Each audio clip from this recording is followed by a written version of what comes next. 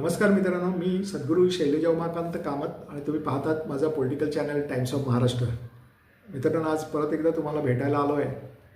की तुम्हाला भेटण्यापेक्षा मला आज समस्त राजकीय पक्षांना एक निवेदन करायचं आहे, त्यांना विनंती करायचं आहे की तुमच्या माध्यमातून, म्हणून मी आज कॅमेऱ्यापुढे आलो आहे. मित्रांनो, तुम्हाला कदाचित माहीत असेल की येत्या 7 तारीखला 6 का 7 तारीखला महाराष्ट्रात राज्यसभेचे खासदार निवडण्यासाठी इलेक्शन होणार आहे.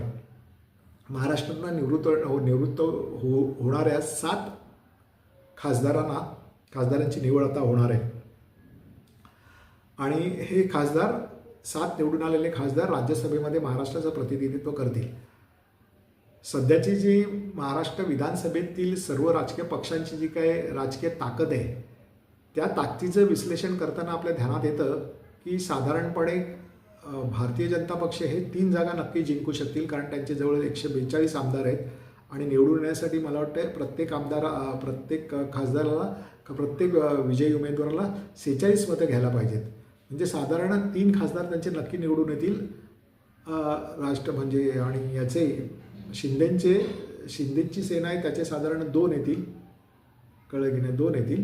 आणि राष्ट्रवादी काँग्रेसकडे 42 आहे, तर ते त्यांचं एखादं येईल. आणि उरलेली जी शेवटची जागा आहे ती उद्धव साहेबांची जी अस्सल शिवसेना आहे, उद्धव बाळासाहेब ठाकरे ही अस्सल शिवसेना आहे. आणि राष्ट्रवादी काँग्रेस आणि काँग्रेस या तिघांनी मिळून एकत्र आले तर त्यांची 1 सीट येण्याची शक्यता आहे. कारण शिवसेनेकडे म्हणजे उद्धव साहेबांकडे 20 आमदार आहेत, काँग्रेसकडे 16 आहेत आणि राष्ट्रवादी काँग्रेस शरद पवार यांच्याकडे 10 आहेत. त्यांच्या बळावर ते 1 खासदार नक्की निवडून आणू शकतात. आता त्यांच्यामध्ये रस्सीखेच चाललेली आहे, ही सीट आम्ही लढवणार असे तिन्ही पक्ष म्हणत आहेत. काय येणार आहे ते पुढच्या 2-3 दिवसामध्ये कळणारच आहे. पण मला त्याच्याशी काही कर्तव्य नाही.